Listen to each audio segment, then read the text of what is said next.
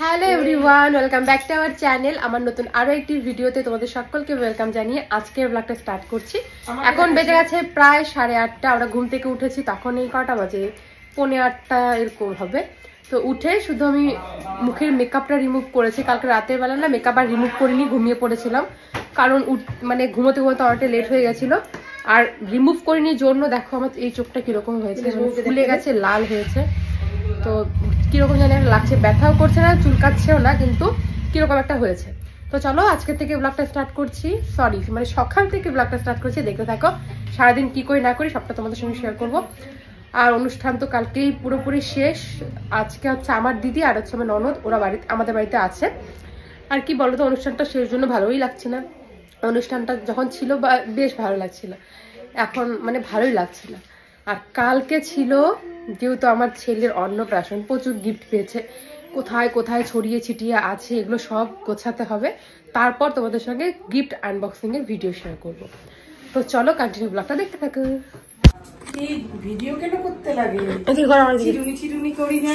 এদিকে ঘর, ওইদিকে দেখো বাবা, এইদিকে দেখো, এই যে এই যে বাবা দেখো না, শোনো টুকুর টুকু করে আসে, টুকুর টুকু করে। কালকে এত সুন্দর ছবি উঠছে বল, তুমি সরাত পুত্র। ওকে হাসাইতে পারে নিপু একমাত্র। না না, ও আমাকে দেখলে সেই হাসে, দেখবি। দেখো আমার দুই ভাগ্নির অবস্থা, চায়ের কাপগুলো বের করে এইভাবে সাজিয়েছে। কি বলি, এদের রেলগাড়ি নাকি? এটা রেলগাড়ি? এটা কিটা? সবাই কাজ করছে আর আমরা ঘুরতে ব্যস্ত। এই যে দেখো আমার ছেলে, এতদিন তোকে বাইরে বের করা হয়নি, এখন থেকে বাইরে বের হবে, দেখবো খুব মজা লাগে না বাবা? গজো গজো। আর দেখো বেলুনের কাজ, কত মানুষ যে খুলে খুলে নিয়ে চলে গেছে। ছোট বাচ্চা কাচ্চারা এই কাজটা করেছে। কৈলাস বাবু, পাপা, এই যে বাবা, ওই যে মা ডাকছে দেখো, গদো গদুকে মা ডাকছে। গজো গজো, ঝোল নিয়ে আসো মাছের। এটা কৈলাস বাবু। আমার দিদি কখন যে আমার ফোন দিয়ে একটু ভিডিও করেছে আমি জানতামই না, ছেলেকে নিয়ে ভিডিও করেছে। তো এডিট করতে গিয়ে দেখলাম, তাই ভাবলাম চলো তোমাদের সঙ্গে শেয়ার করি। আর তোমরা অনেকে আমার দিদিকে দেখতেও চাও, তাই জন্য দেখালাম। আমার দিদিকে আমি কত বলি আয় আয় ঘুরে যা আমাদের বাড়িতে আয়, ও আসতেই চায় না। ও ভীষণ লাজুক, ভীষণ লজ্জা পায়, তাই জন্যই আসতে চায় না।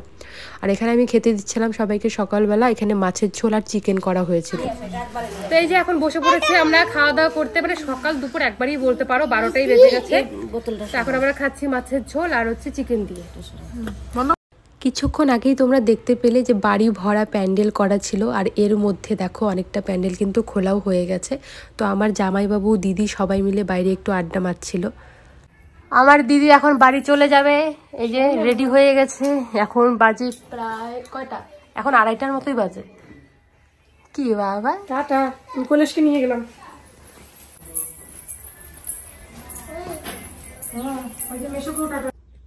ভাইকে কোলে নিয়ে বসছে, তুমি আর ভাই তো সমান লাগতেছো।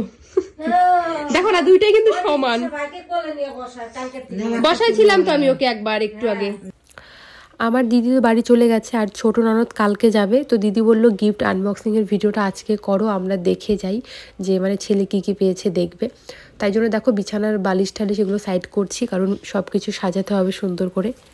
এখন আমরা করব গিফট আনবক্সিং এর ভিডিও, তাই জন্য গিফট গুলোকে এখন সুন্দরভাবে সাজাবো এখানটায়। তো চলো সবগুলো গিফট সাজাই। ছেলে তো প্রচুর গিফট পেয়েছে, মানে ঘরে জায়গা হচ্ছে না, কোথায় রাখবো, সোফার উপর টোপর ছড়িয়ে ছিটিয়ে রেখেছিলাম। আমার দিদি সকালবেলা আমার ঘরটা সব গুছিয়ে দিয়ে পরে 2-3টার দিকে বাড়ি চলে গেছে। ওই সকালবেলা গুছিয়েছিল, না হলে আমার আর হতো না আজকে আর কি। বিছানার চাদর সব চেঞ্জ করে দিয়ে গেছে। আর দেখো ছেলে কত গিফট পেয়েছে, এগুলো আনবক্সিং করতে অবস্থা টাইট হয়ে যাবে। আর আনবক্সিং যেমন তেমন, পরে যে গোছাতে হবে সেটাই বলছি আর কি।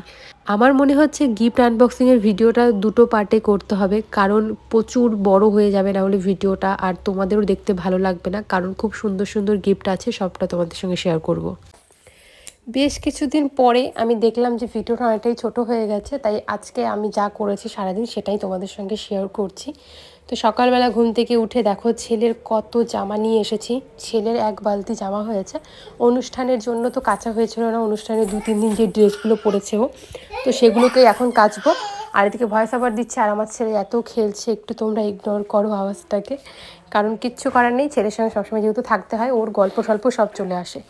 তোমরা অনেকেই জানতে চাও যে ছেলের অন্নপ্রাশনে টোটাল কত টাকা খরচ হয়েছে, কোথায় কত টাকা লেগেছে না লেগেছে।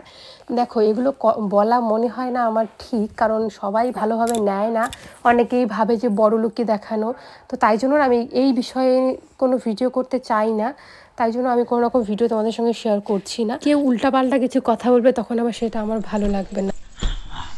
তোমাদেরকে একটা জিনিস দেখাই, হ্যাঁ, আজকে বাপ বেটা দুজনকেই নজর কাটা দিয়ে দিছি। আর ছেলে অন্যদিন কত ডিস্টার্ব করে, আর আজকে সেই সুন্দর করে নিয়ে নিছে দুইজনকে দিছির জন্য। ওই শোনো, দেখান আমার এদিকে একটু। তোমাদের দাদাভাইকে দিয়ে দিয়েছিলাম কাজলের ফোঁটা, তোমরা যে ভিডিওটা দেখতেই পেলে। তো ও না একদমই ভুলে গেছিল ফোঁটাটা মোছার কথা, আর কিছুক্ষণ পরে চলে এসেছিল একটা পাশে, আমাদের বাড়ি থেকে একটু দূরে আর কি বাড়ি, মানে ফেসবুক নিয়ে কিছু একটা সমস্যা হয়তো, সেটা ঠিক করতে এসেছিল। তো তোমার দাদাভাই ঠিক করতে বসেছিল, আর ওর একদমই মনে নাই যে ওর কপালে হচ্ছে কাজলের টিপ দেওয়া। আর এটা নিয়ে তো আমার খুব হাসি পাচ্ছিল, তাই আমি ওকে বলছিলাম, আর ও পরে মনে পড়েছে ওর যে হে আমার কপালের মধ্যে কাজলের ফোঁটা নিয়ে আমি বউটার সামনে বসেছি। আর কি হাসি পাচ্ছিল, আর ও ভীষণ লজ্জায় পড়ে গেছিল, কারণ ভুলেই গেছিল, আর আমি মজা করে ওকে দিয়ে দিয়েছিলাম আর কি। তো আমি ভাবলাম কথাটা একবার ক্লিয়ার করে দিই তোমাদেরকে, তাই জন্য আর কি বললাম। ভীষণ মজা লেগেছিল, আমি তো হাসতে হাসতে আমার পেটের ব্যথা উঠে গেছিলো। তো চলো আজকের ব্লগটা এখানে এন্ড করছি, ছোট্ট একটা ভিডিও তোমাদের সঙ্গে শেয়ার করলাম, কিরকম লাগলো কমেন্টে জানিও। কালকে দেখা হচ্ছে নতুন কোনো ভিডিও নিয়ে, টাটা।